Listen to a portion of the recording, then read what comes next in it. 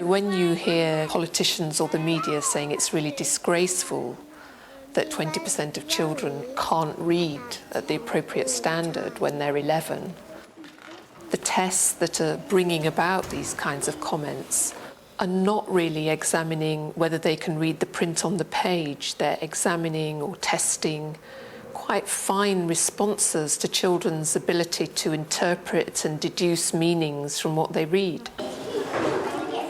Reading for understanding and enjoyment is the focus of Olivia O'Sullivan's work at the Centre for Literacy in Primary Education and their Power of Reading project. They work with teachers to develop ways of involving children in books and stories as a way of raising standards as well as enjoyment. Last year's project group included Catherine Gadula. Last year I was involved in the whole Power of Reading project, and that basically completely changed my whole idea of how I teach literacy.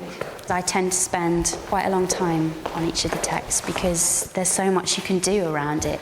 The last book we did was Bigu.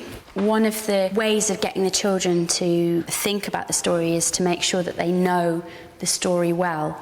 So one of the things we did was get them to retell the story by making up their own Bigu book. They took it in turns to do the illustrations and the writing, and they talked about what happened on each page and what they were going to write. We looked really closely at this picture and we thought about this little girl here should have gone to get the teacher because Bigu was in the playground. So lots of different ideas came out of that, where they really think about not just the main character but the other characters in the story and what their reason for doing different things might be, how she's feeling on the inside.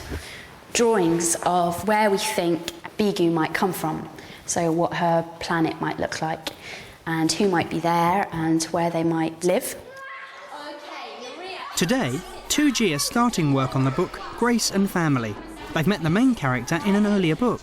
Now they're going to put themselves in her shoes. We had a look at a book all about Amazing Grace, and then we thought about everything we found out about Grace. The first thing I did was thought about what we'd learnt about Grace as a character, and we went over all the things that we know about her.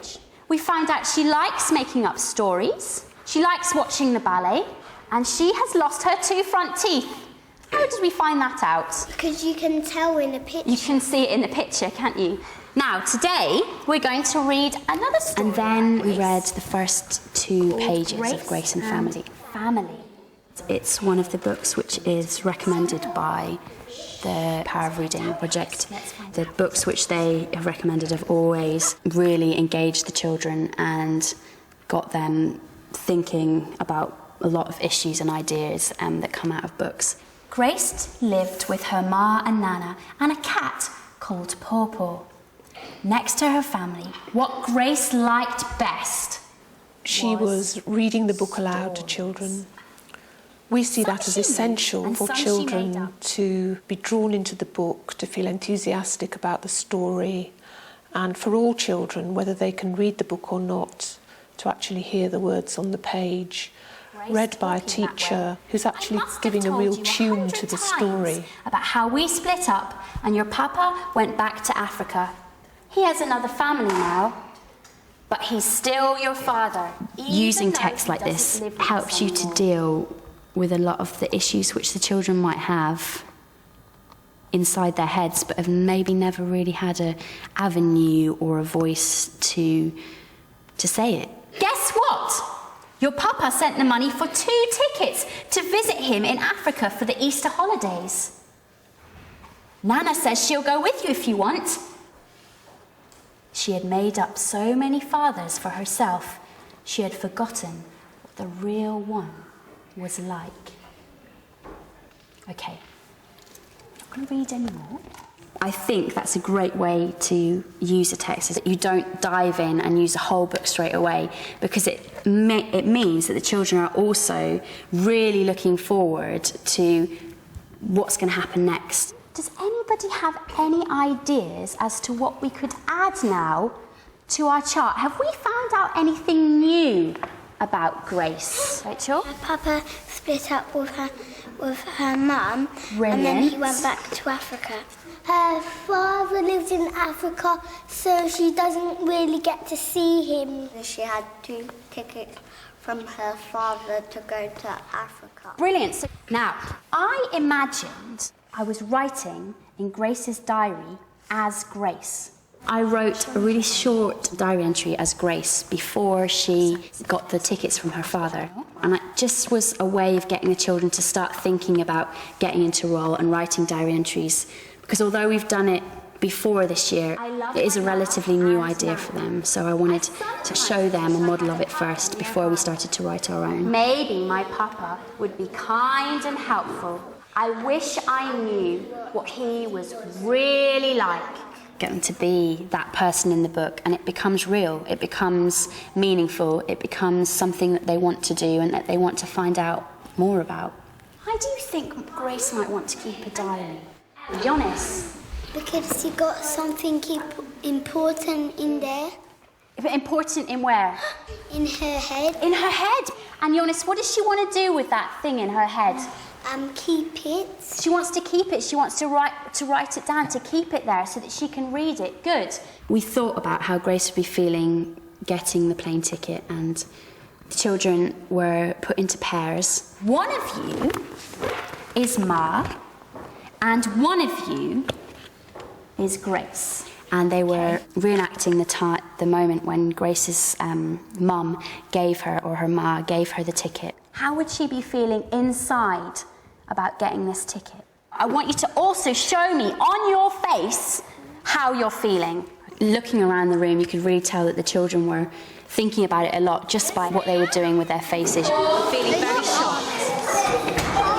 You know, they were looking shocked and they were like, you know, I'm going to Africa, and I think that was a really good way of starting them off thinking about the thought of going away to see her father. It's a package for you. What if my papa's got a new family?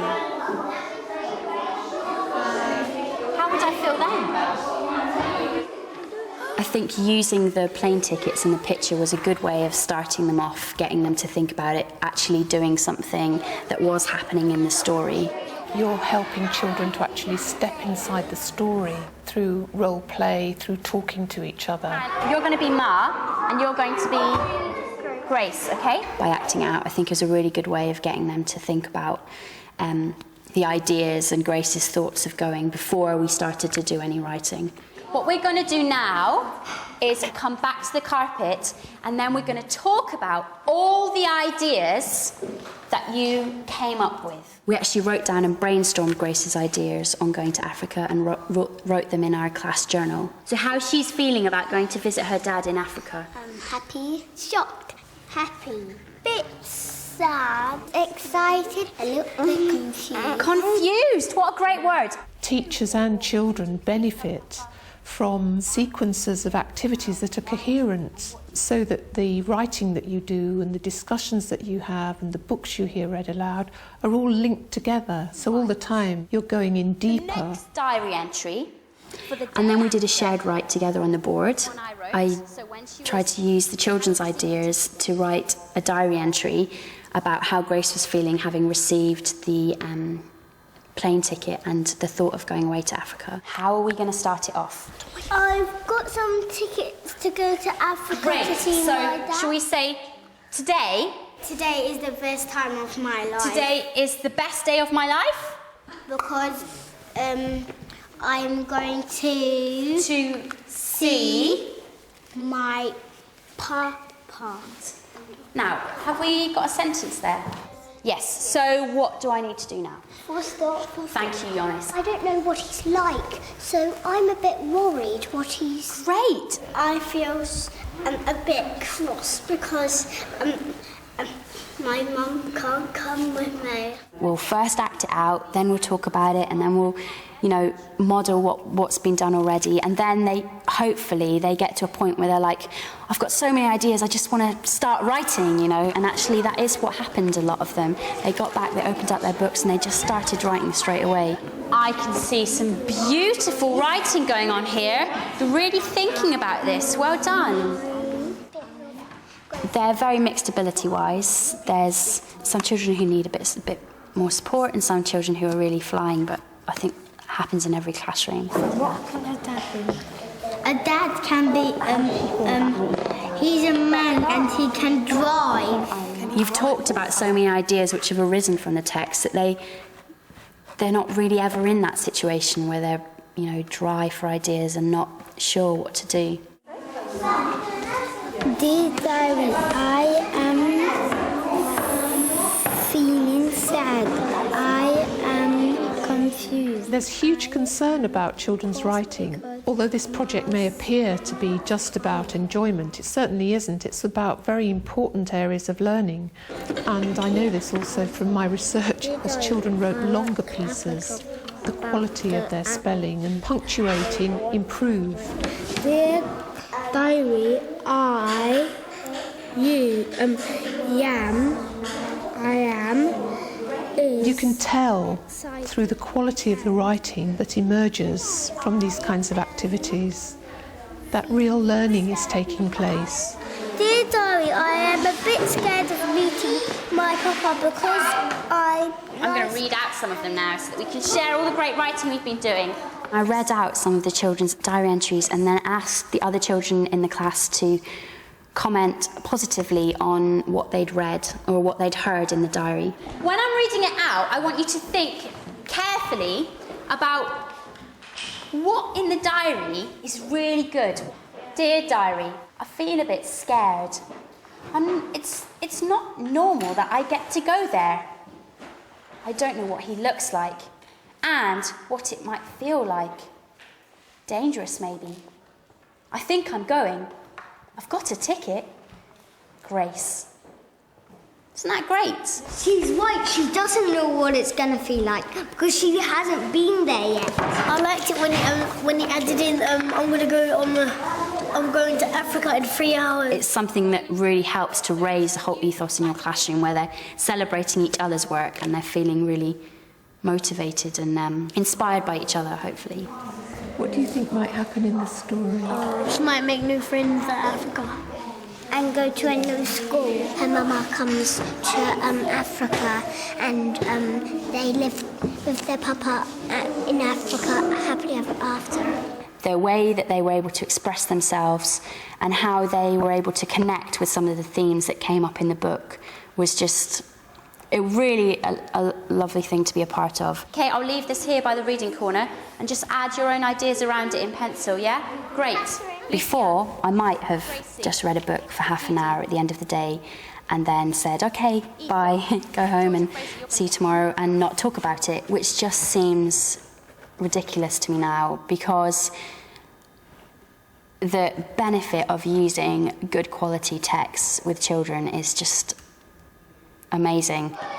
You just find out more about them as people, but I think it's also a really great way of forming more of a bond or a relationship with your class, which feels really strange to say it, that it can all come from a book, but it really can.